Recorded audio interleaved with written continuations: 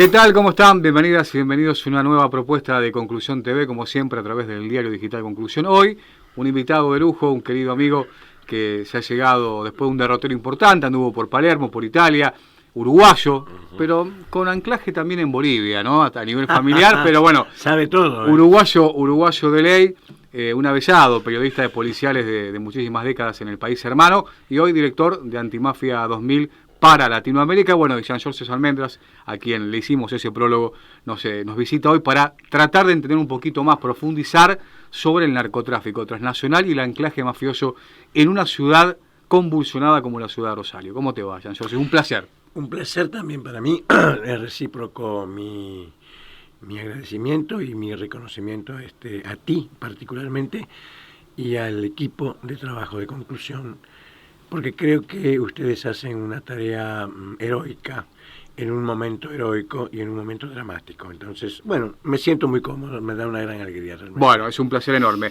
Bueno, de visita en Rosario, ¿no? Que generalmente sabemos que te pegás una vuelta por estos arrabales del mundo, pero que, claro, ha cambiado rotundamente el panorama de una Rosario que sigue estando dividida en dos, una Rosario del centro que tiene quizás, como dijo en su momento en off un juez de la Corte Suprema de la provincia de Santa Fe, hay menos crímenes violentos que en el mundo, ¿no? Una de las ciudades más equilibradas del mundo, Rosario Centro, pero Rosario en los barrios integra uno de los lugares más peligrosos del mundo. Dos ciudades en una misma, ¿no? Y el narcotráfico en el medio. El narcotráfico es, en el escenario de la vida de Rosario, es uno de los actores más dramáticos y más presentes. Obviamente que Rosario vive esa dicotomía y esa ambigüedad, el Rosario elegante, el Rosario cotidiano, familiar, con los dramas pasionales o los homicidios pasionales, como decíamos en la jerga policial, que son a veces fruto de situaciones de convivencia, de pasionalidad, algunas rapiñas, algunos asaltos que terminan con un resultado de muerte. Pero obviamente tú has sido muy descriptivo. Hay una laceración de esta sociedad rosarina, creo que en los últimos 5 años, con una gran intensidad, de los hechos violentos con un sello, el sello del narcotráfico. Obviamente el narcotráfico local, del narcotráfico que tiene como modelo y como emblema personajes del ámbito del AMPA local, que ya se ha modernizado. ¿Y yo por qué digo modernizado? Porque la sociedad moderna, si bien ha avanzado en grandes tecnologías, también ha avanzado en negativo en el desatarse la convivencia humana dentro de un contexto de violencia criminal. Porque la criminalidad organizada ya no es un tema que se relaciona estrechamente al delito menor. Ya tiene olor a una organización criminal que se desarrolla y se desenvuelve y crece en una ciudad, pero que toma como modelo una criminalidad de mayor tamaño, de mayor magnitud. La mafia es un término que en los últimos 10 años se está comenzando a manejar esa terminología. La gente la utiliza, los medios de comunicación, los comunicadores la utilizan, porque se ha avasallado, y mejor dicho, ha crecido el narcotráfico.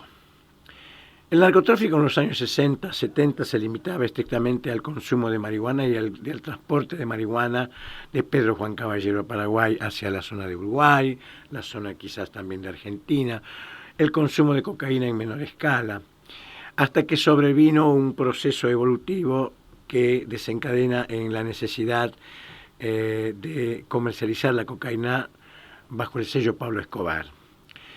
El sello Pablo Escobar marcó una etapa en Sudamérica, pero ya Pablo Escobar tenía un maestro que se llamaba Bernardo Provenzano en Italia, la mafia. Conversando con Pablo Escobar Jr. hace algunos años, acá en Buenos Aires, acá en Argentina, en la presentación de su libro, uno de los primeros libros que él hizo, con mucha displicencia y mucho tono anecdótico, me confirma a una pregunta que le hago y me dice, sí, mi padre tomaba Provenzano como modelo para instaurar el terrorismo en Colombia. Lo tomó muy bien. A partir de ese momento, el narcotráfico estaba, digamos, en la adolescencia, entre comillas, aunque ya era un dolor de cabeza, claro, para la sociedad americana. De hecho, el FBI se fortaleció. El FBI es uno de los grandes, una de las instituciones de seguridad americanas más íntegras y menos contaminadas que la DEA y la CIA. Claro. Entonces, si bien ya era un adolescente, ahora hemos encontrado el narcotráfico con los ya 40 años. Un hombre maduro. Claro, evolucionado. Evolucionado. Para el mal. Para el mal, que se ha extendido globalizadamente en toda América Latina y en toda Europa. Te interrumpo y acá hago un paréntesis, me parece que es importante. La última vez que hablamos de mafias aquí, si bien venimos trabajando con vos asiduamente para lo que es el Hilo Digital Conclusión, hemos hecho en conjunto artículos muy importantes que tratan de llevar un poco de luz, ¿no?, a un término, a una terminología, a una cultura muy bastardeada. Hoy mafia son 2-3 tipos que están comercializando algo en la calle. También, ¿no?, se le baja mucho el precio a la palabra mafia. Raúl Blázquez estuvo aquí en diciembre del 2019, una de las últimas apariciones de Raúl, que recordamos siempre. Y por ahí cuando hablábamos de mafia aparecía el término, ¿no?, de la mafia calabresa, de la Ndrangheta. Algunos nos miraban y se reían, ¿no?, por abajo como que estábamos haciendo un poco de ficción con Raúl, ¿no? Ha pasado muy poco tiempo de esa entrevista con Raúl, no más de 2 años, y como que ahora empiezan a mirarlas de otro lugar, a esta terminología mafiosa, al anclaje de la Ndrangheta como, ¿no?, el narcotráfico transnacional, digamos. ¿Qué podemos decir un poco sobre eso? Irónicamente, irónicamente, Alejandro, luego de la película El Padrino, Coppola, excelentes filmes del sí, sin duda. Muy testimonial, a pesar de que obviamente no se aferra clásicamente a personajes de la realidad, pero toma muchos aspectos de la realidad, filmada mismo allá en Palermo, en Sicilia. Irónicamente, a partir de ese film, uno quizás como espectador o observador diría, bueno, ahora el público, la gran masa del espectáculo, el gran público del espectáculo, tomará conciencia de la mafia. Sí, la tomó, pero desde un punto de vista romántico. Claro. Se cometió un error, no lo cometió Coppola. Cuando un episodio de una marcada presencia testimonial, de un presente carácter testimonial, es expuesto dentro de lo que es el Hollywood y el Oscar, pierde credibilidad y se magnifica que es ficción. Y difícilmente a los directores de cine les cuesta hacer entender de películas realmente muy buenas, de que a pesar de que atravesó Hollywood y los Oscar, son películas que están aportando conciencia a la comunidad. Exacto. Esto no ocurrió. Quedamos con el love romántico del Padrino, Los Sopranos sigue más adelante. Claro. Y evidentemente la mafia tenemos que admitirla hoy por hoy, Alejandro, y yo, esa es mi postura, como una ideología perversa. A veces los monos, que decimos son grupos delictuales perversos, cometen ejecuciones mafiosas, pero no necesariamente son lo que en el contexto verdaderamente real de la mafia. Los monos quedan en tercer grado, la mafia está en la universidad. La mafia es una cultura de 200 años en Italia, ancestrales, culturas que se relacionan estrechamente con el proceso histórico de Italia, la llegada de los americanos en la liberación en la Segunda Guerra Mundial. En aquel momento Italia vivía una situación de feudalismo, de grupos antagónicos feudales, pero el mafioso estaba instalado con su lupara a la espalda, y el mafioso en aquellos años imponía, si se quiere, un orden moral. Si tú embarazabas a una muchacha, la mafia te obligaba a casarte de la manera más amenazante, pero trataba de mantener ciertos aspectos conservadores. Si debías impuestos te iba a buscar para que lo abones, deudas, ¿no? Exacto. Entonces, esa cultura siciliana de reciprocidad y de respetos y de hombres de honor, de honores, que no necesariamente después el hombre de honor ya tenía otro oficio, se fue deteriorando con la presencia americana. Los yanquis entran en Italia, liberan la gran Mesina, Sicilia del dominio nazi, pero ellos imponen su impronta. Y la mafia se casa con ellos.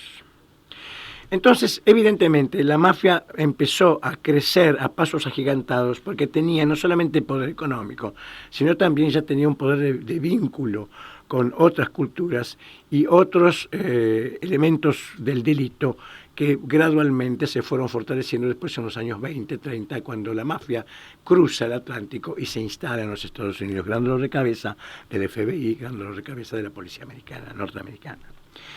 Hoy por hoy, la mafia, a través de los cargamentos que se incautan de cocaína, porque la mafia hoy, su mercado laboral, hablando en términos mercantilistas, porque son empresarios. Son empresarios. Claro. El televidente tiene que entender, estamos hablando de empresarios con sangre en sus manos, pero son empresarios. Pablo Escobar realmente hubiese sido un excelente ministro de Economía y un excelente empresario. Hay que estudiar la historia de Pablo Escobar para darse cuenta ya adolescente las cosas que hacía, mercantilista. La mafia entonces se transforma en una herramienta de la economía nacional italiana y se transforma en un elemento de poder. Y el narcotráfico es su mercado bruto, su vedette en el comercio. Un mercado que excede Italia porque tiene que traer la cocaína ¿de dónde? De Colombia, de Bolivia, de Perú. Entonces, ese mercado, como tú y yo mañana, el oyente, el televidente dice, bueno, vamos a poner un supermercado, vamos a poner Alejandro, sí, yo tengo unos dineros, ponemos el supermercado, nos reunimos en una mesa de trabajo y empezamos a estudiar dónde vamos a traer los proveedores, qué tipo de leyes nos favorecen, de impositiva no nos favorecen, qué rutas podemos elegir. Bueno, en el barrio tal de Rosario se consume mucha papa frita, bueno, vamos a tratar de llevar la papa frita, los delivery. Se empieza a crecer desde el punto de vista empresarial. La mafia no hace más que eso, con el agravante de que el elemento mafioso tiene una cultura que para él la muerte y la vida son como este vaso en esta mesa. Es una cultura que tiene sus rituales, sus parámetros, su tradición, que se aferra también a la tradición siciliana, italiana, y eso, ese cóctel es la mafia del 2022, que es dueña y señora del narcotráfico a través de la 'ndrangheta, tomando en cuenta que hay 4 grupos mafiosos en Italia que dominan la 'ndrangheta, en la Reggio Calabria, la Sacra Corona Unita, la Camorra italiana y Cosa Nostra, que es un poco el pater family, el núcleo familiar. Claro. Entonces, en concreto, tenemos que asumir el concepto de mafia como una ideología. Tenemos que asumir que la mafia es un poder económico. Tenemos que asumir que la mafia es una forma de vida. No es que tú y yo robamos el comercio de la esquina, tú pagas tus cuentas o te emborrachas y te vas de joda, yo hago lo mío y después no nos vemos. No, es una forma de vida la mafia. Entonces, la sociedad moderna, obviamente que le cuesta asimilar a su ADN, porque el hombre en su condición humana no está acostumbrado a delinquir, necesita estímulos. La pobreza, la falta de trabajo, la desocupación, la falta de posibilidades en la etapa educativa, el joven que delinque. Y la mafia utiliza la materia prima de sus soldados, que son precisamente los jóvenes de un caldo de cultivo en lo que es América Latina, ¿no? América Latina. Sin olvidarnos que el sujeto mafioso es un sujeto financiero, por ende, ¿no? La persecución de esto que marcabas antes, ¿no? Y Palermo tiene, en contraposición a la Italia moderna, que es toda limpia, toda muy diferente. Palermo es como un Rosario, como un Montevideo. Palermo hay gente durmiendo en la calle, Palermo hay carritos con el caballo que van levantando basura. Palermo es un lugar de Italia, sur de Italia, donde los jóvenes viven sujetos por el alcohol y la droga, viven prisioneros de las faltas de oportunidades en los barrios palermitanos para estudiar, Por lo tanto, son hijos que quedan a la deriva. Jóvenes de 14, 13 años, 16 años a la deriva. El Estado no cumple con sus padres, muchos de ellos presos, entonces los chicos deambulan. La mafia, dice la mano de obra, es una empresa, claro. Dice, ¿mi mano de obra cuál es? Ahí está. Un joven abandonado, desesperanzado, con un sistema económico que lo está aguijoneando, le ofrece un dinero y el joven se transforma en un soldado ahí mafioso. construye la subjetividad mafiosa, ¿no? Construye la familia mafiosa. Claro. Cuando hablamos de concepto de familia, y ese es un tema importante que se estudia en los libros de mafia, son núcleos, son familias. Uh-huh. ¿La familia qué significa, Alejandro? Significa tú con tu familia y yo con la mía. Familia significa unidad. Significa estar cerrado, hermético y autoprotegido. Entonces tú dices, si hay una guerra civil en Rosario, yo me encierro con mi familia, mis hijos, mi mamá y mis seres queridos, y voy a protegerme. Pero no es una familia mafiosa. Entonces se limita al encerramiento y a la protección, fruto de la condición humana. Pero el mafioso, cuya cultura no es precisamente la de la santidad, entra en el concepto de familias porque hay que proteger intereses económicos y de poder. Hoy ya son intereses económicos, de poder, políticos, pero por estrategia, porque tiene que entrar en el terreno político. Claro, sin duda. Porque si Alejandro mañana es ministro, bueno, a Alejandro lo corrompo con 5 millones de euros, pero caramba, ¿tengo que estar corrompiendo todos los años a un Alejandro? No. Yo hago parte del sistema político. Tengo a mis hombres o a mis personajes, los pongo en el sistema político. O ellos también, como son empresarios, porque la mayoría de los empresarios que entran en la mafia son porque tienen ascendencia política. Berlusconi, un gran empresario italiano, que en determinado momento, con su gran capacidad, porque es un gran empresario, tú sabes, Alejandro, Berlusconi y sus empleados les paga muy bien. Claro. No les paga sueldos de hambre. Y los empleados los defienden. Entonces, figuras del mundo empresarial y del mundo financiero, donde ven dinero, ven la misma conveniencia para tomarnos un whisky. Y ahí se enganchan con la mafia. La mafia tiene su cultura, tiene su forma de convivencia, y ahí se casan, ahí se producen los casamientos criminales, los casamientos políticos, los casamientos financieros, económicos, y ahí, cuando explota y se catapulta a la sociedad moderna, encontramos un sistema político contaminado, un sistema de seguridad contaminado, y ahora hay otro elemento, también de vieja guardia, las logias, fundamentalmente la masonería desviada, porque no quiero ser radical, extremo. Hay una masonería en sus orígenes que realmente tiene un fundamento iniciático de estudio esotérico, pero hay una masonería desviada previa a la Primera Guerra Mundial y después de la Segunda Guerra Mundial, que se fortaleció tremendamente, se involucró en mafia, se involucró en la Iglesia Católica, que es una institución, sí, de fe, de cristianismo, pero es una institución netamente de poder económico. Creo que no escapa que ningún oyente yo le diga que en el Vaticano se manejan grandes capitales, hay una banca del Vaticano. Ha habido un sacerdote, Marcinkus, que ha estado involucrado en dineros de la mafia, porque hacía parte del sistema mafioso. Entonces, el ciudadano lo que tiene que hacer ahora en esta conversación, sale de esta conversación, entra en Internet, que ahora tenemos estas complejidades, sí. Y empiece a profundizarse, Alejandro.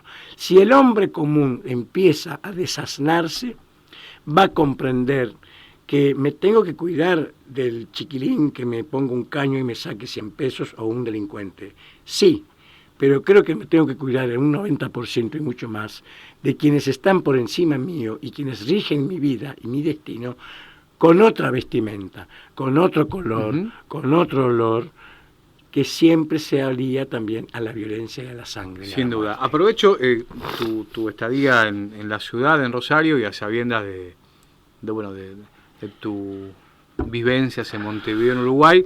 No puedo no preguntarte por Sebastián Marcet, si bien hemos armado un artículo acá, y por qué, ¿no? Porque en el decomiso de las últimas toneladas de cocaína ha aparecido esto de la hidrovía, los puertos, como, ¿no? Se dice, si querés buscar un mafioso, llegate al puerto. Bueno, La figura de Marcet, digamos, ¿puede estar concatenada al narcotráfico transnacional y qué podría significar también la figura de Marcet para la ciudad de Rosario, entre otros, sí, ¿no? Sí. Alejandro, Marcet es un joven, de los tantos jóvenes que coopta la mafia, con un grado de inteligencia muy alto. Eso es piedra basal, ¿no? Es fundamental. No es para cualquiera, digamos. Yo he conocido a Gaspare Mútulo, mafioso arrepentido, hoy tiene 80 y pico de años. Hemos visto la captura de Provenzano, un hombre que lo ve un ignorante, claro, que no manejaba celular, pero que estuvo prófugo mucho tiempo, 40 ¿no? años. 40 años. Ahora hay un gran prófugo que se llama Matías Messina Denaro, de la vieja guardia, debe tener 60, 70 años. Son hombres, muchos de ellos sin universidad, pero con una gran universidad de la vida y la calle, y capacidad e inteligencia. Claro. El mafioso que no es soldado y que llega a ciertos estratos de poder en la cúpula mafiosa de la 'Ndrangheta, la Sacra Comunica, la Camorra Napolitana y Cosa Nostra, son elementos mafiosos con una gran capacidad de cerebro. Marcet era uno de ellos. Marcet era un joven, en el 2013, si la memoria no me falla, vinculado a su ámbito en Montevideo, entra en el penal de libertad por delitos vinculados al narcotráfico. Y acá viene un tema. Entra a la cárcel. ¿Por qué digo que está todo concatenado? Si el sistema carcelario fuera correcto, claro, si el sistema carcelario no estuviese contaminado, es una ilusión que tengo de que el preso entra, tiene su uniforme, vive en un lugar, está preso pero lugar limpio, tiene, ¿no? Condición humana, condiciones Claro, de vida saludables, humana, sí. No se lo contamina con elementos del delito, la guardia carcelaria no le pasa celulares, no se corrompe, no, pero eso no es así. Marcet, un hombre, un muchacho muy despierto, con tendencia a la criminalidad, dijo, bueno, esta es la mía. Si tengo cerebro, y acá en la cárcel he conocido a Alejandro, que es narcotraficante, a Almenda, que es narcotraficante, me inicio en el mundo del narcotráfico, porque en mi horizonte hay solamente algo, pesos, dólares, que volvemos a la etiología del tema mafioso, de la criminalidad mafiosa y de la criminalidad del ratero que me rapiña acá en la esquina, el dinero, el valor absoluto del dinero, genera que estos cerebros digan, a mí mi objetivo es llegar a tener dinero. Pablo Escobar le dijo a su madre, yo cuando tenga 15 años voy a ganar millones de dólares y te voy a comprar un auto. Cumplió 15 años, le regaló un auto a la madre y tenía 15 millones de dólares en el bolsillo. Entonces, Marcet se transformó paso a paso, vínculo tras vínculo, con elementos vinculados al lavado de dinero. No era el hombre que entraba a rapiñar con un caño en la mano. Lavado de dinero, vio que el Paraguay era un punto... Ese es otro punto terrible, el tema del lavado. Lo vemos mucho en Latinoamérica, se pena mucho en Europa, pero acá en Latinoamérica hay como... Paraísos fiscales, libre, ¿no? Paraísos fiscales, los controles de lavado son light. Claro. Hace poco hubo un congreso, el 10º congreso en Uruguay de lavado de activos, los resultados burocráticos, hipócritas. Hay muchos que se quieren ir para Uruguay, como Susana Jiménez, por esto de pagar menos impuestos, pero también debe ser porque debe ser más fácil evadir, ¿no? Alejandro, hay una cosa, un día, sin irme a Marcet, hacerme acordar, un viejo amigo, no voy a dar nombres, tenía una empresa, contador, y él se dio cuenta como contador público que si no hacía trampas a la impositiva, sus clientes se iban. Claro. Pero no estamos hablando de mafiosos, en trampas... Sí, mínimas quizás. Sí. Pero ya le estaban enseñando a delinquir. Claro. Es decir, tenemos que entender que el sistema nos lleva a un contador público que es respetuoso de la ley, que para él era un pecado mortal evadir un impuesto, pero el tipo que lo contrataba le decía, fulano, yo no puedo tener un negocio, romperme el traste y el Estado me está robando casi el 70% de lo que yo gano. Te pido por favor que busques la forma de esquivar estas balas. Y lo hacía. Entonces, el lavado de activos es un mecanismo creado por un sistema financiero, creado por un capitalismo. Totalmente. El principal mafioso es cuando estudiamos en los años 60 el capitalismo, las luchas guerrilleras contra el capitalismo, por la reforma agraria, contra el capitalismo. El Che Guevara decía, no hay que dejar ni un tantito así de hándicap al capitalismo. Estaba diciendo, no dejemos un tantito así al capitalismo, ergo fascismo, ergo mafia. Todos esos son hermanos gemelos que tarde o temprano se juntaron. Hoy se juntaron, hoy toman whisky juntos y no les importa un pepino de la sociedad humana, porque viven su ritmo y su cultura. Tanto no les importa, Alejandro, que dentro de familias mafiosas italianas, como Peppino Impastato, su padre mafioso, él era un periodista joven como los chicos de Our Boys, que luchan a través del arte contra la mafia, luchaba en su tierra, en su localidad, contra su padre, que era mafioso.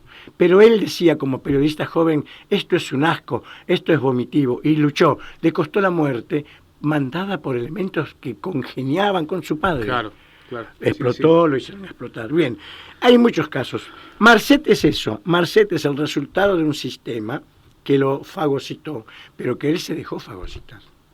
Se fagocitó, se conectó en el Paraguay, se hizo los vínculos en un terreno fértil. Paraguay es terreno fértil para la criminalidad, para el narcotráfico, o el contrabando de cigarrillos, el rollotráfico, o para ir haciendo boca, empezar a traficar marihuana. No entremos en la cocaína. Paraguay es un país marihuanero donde el traficante de marihuana era el que hacía mucha plata. Uh-huh. La cocaína vino después, se extendió de forma tal que hoy en día hasta en Paraguay como en Uruguay hay laboratorios de cocaína. Entonces Marcet obviamente que puede estar extremadamente relacionado con la muerte del fiscal Pecci. Obviamente que puede estar relacionado con el que ya está, que el fiscal Pecci detectó, está en el operativo en Ultranza Paraguay. Son elementos de la modernidad que tienen la capacidad de mimetizarse y de trabajar con una vida colateral. Marcet era hombre del espectáculo, hombre del deporte. Elemento mafioso que se involucra y se mimetiza. Como bien lo marcaste vos también en su momento, Rocco Moravito, un gran empresario, ¿no? Rocco Moravito, sí. Pero Rocco Moravito ya no tenía la capacidad de Marcet. Claro. Porque Rocco Moravito formaba parte de la familia de Landangreta. Claro, eso por la gente no sabe. Cuenta brevemente la figura de Rocco. Rocco Moravito es un hombre, hoy en día está en Italia, extraditado del Brasil. Fue detenido en el Uruguay en el 2017. En septiembre de 2017 estaba prófugo de la justicia italiana, ya procesado por asociación mafiosa. Claro, ahí hay legislación en Italia. Se persigue cosas que acá no hay, no tenemos. Bien. Ya estaba procesado en ausencia. Claro. Prófugo 15 años, se fugó de Italia, se va a Brasil, de Brasil cruza a Uruguay, hace 15 años, 20 y pico, con el nombre de Francisco Capelletto. Es un amigo mío lo conoció, me dijo, George, es un tipo que como un empresario, claro. Nadie imaginaba. Bien. El empresario era uno de los elementos garantes, operadores de la Landangreta. Cuando se incautan, lo que se le incauta en el lugar de allanamiento, numerosos celulares. El 70% de los celulares tenían chip argentino. No es un dato, no es un dato menor, digamos. Venía a la Argentina con frecuencia, como Francisco Capelletto, con su esposa, su niña de 12 años. Bien, no era Marcet. Claro. Marcet, de alguna forma, si se quiere, estaba más independiente que Moravito. Moravito responde a estructuras de la familia. Claro, de la familia de Landangreta, que son muy rígidas, muy severas. Que ellos también hacen pactos, y aquí quiero decir un aspecto. ¿Tú sabes cómo lo llevaron a Moravito? Hoy es X día, vamos a suponer, hoy es domingo, ¿no? Hasta el domingo, a las 10 de la noche, el abogado ya en la mañana había anunciado a los cuatro vientos que Moravito se habían hecho todos los procedimientos legales para que Moravito no sea extraditado a Italia, y que iba a cumplir una pena extendida porque se le estaba configurando un delito en el Brasil y se iba a postergar para de acá a unos años. Claro. El domingo a las 10 de la noche. El domingo a las 12 de la noche, 2 horas después, cuando Moravito estaba en su celda, seguramente en esta postura tomándose un cigarro o un whisky, vienen carabinieri italianos que habían hecho en forma paralela en la jornada dominical otras gestiones, y a las 12 de la noche estaban los papeles autorizando la extradición. Claro. Significa que se movió rápido los carabinieri italiani, pero algo debe haber. La 'Ndrangheta es una organización que tiene en Italia conexiones a diferente nivel. Seguramente desde el núcleo familiar de la 'Ndrangheta ¿alguien? Interesaba, ¿no?, que claro, él volviese y se extraditase y se concretase la extradición. Entonces rápidamente aparecen las chicanas jurídicas, se desvanecen, vienen papeles lícitos, no se lo robó, claro. No fue como el criminal de guerra Eichmann que lo retiraron clandestino, no, todo legal. Los abogados brasileros, la justicia brasilera dice, esto es legal, porque hubo la burocracia, las triquiñuelas, si en determinado expediente se pone determinada letra, tiene determinado peso. Si se faltan algunos aspectos, se hace otra cosa. Son las trampas de del tecnicismo jurídico. Los abogados no lograron vislumbrar, los abogados de los carabineros del gobierno italiano sí lo logró hacer, y ahí se extraditó. A la 1 de la mañana, el señor que iba a quedarse 5 años más en Brasil, viajó para allá. Pero detrás de eso, detrás de esa decisión, seguramente hay una decisión de la 'Ndrangheta, porque la 'Ndrangheta debe haber estudiado muy bien y debe haber trabajado mucho en Italia, si realmente convenía que el señor Moravito quedase en Brasil o se durmiese sus años bajo el 41 bis en Italia. Jean-Georges, no nos queda mucho tiempo, pero bueno, la vamos a seguir como venimos haciendo. De hecho, en cada artículo, hoy te quisimos aprovechar en tu visita a la Argentina, más que nada a la ciudad de Rosario. Bueno, ante este escenario que planteás, ¿no?, donde tenemos aparentemente los tentáculos de la 'Ndrangheta con el narcotráfico transnacional, una zona portuaria, o sea, todo, y una pobreza de casi el 50% del país, una ciudad fracturada, una provincia rica, pero una provincia pobre a la vez. Digamos, ante este espeluznante escenario, la proyección que podemos hacer no es beneficiosa. Y también hablábamos con vos la necesidad de generar conciencia colectiva, ¿no? ¿Dónde está la responsabilidad ciudadana? No sé si la máxima responsabilidad de todas, pero sí una responsabilidad que pueda hacer cambiar el tablero de ajedrez. Es complejo todo, ¿no? El poder civil para la mafia, irónicamente, a largo plazo, no a inmediato plazo, porque un magistrado, un fiscal Nino De Matteo en Italia, por ejemplo, que lleva adelante y otros pool antimafia, expide órdenes de arresto y se lo captura. En la cortita, obviamente que la mafia, sus enemigos, sus archienemigos son fiscales, magistrados. Que dicho por otra cosa, esos magistrados, esas fuerzas de seguridad honestas, dejan de vivir una vida ese es otro pública, ¿no? Ese es otro capítulo que podríamos tratar en otra oportunidad, sí. Viven blindados, viven no amenazados. La amenaza es una cosa.